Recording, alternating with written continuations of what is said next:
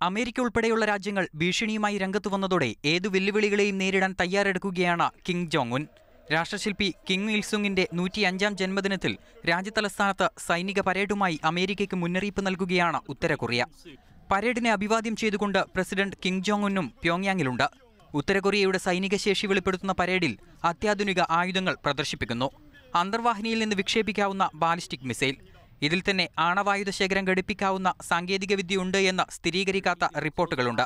പ്യോങ്യാങ്ങിൽ നിന്ന് 6 ലക്ഷത്തോളം പേരെ ഒഴിപ്പിച്ചതോടെ വീണ്ടും ആണവ പരീക്ഷണത്തിനുള്ള സാധ്യതകൾ തെളിയുന്നു.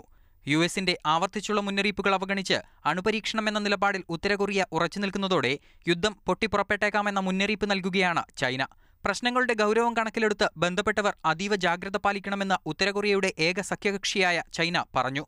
അതേസമയം ഏതു തരത്തിലുള്ള അടിയന്തരാവസ്ഥയും നേരിടാനുറച്ച് അമേരിക്കൻ യുദ്ധക്കപ്പലുകൾ മേഖലയിൽ നിലയുറപ്പിച്ചിട്ടുണ്ട്. News desk, Mathrubhumi.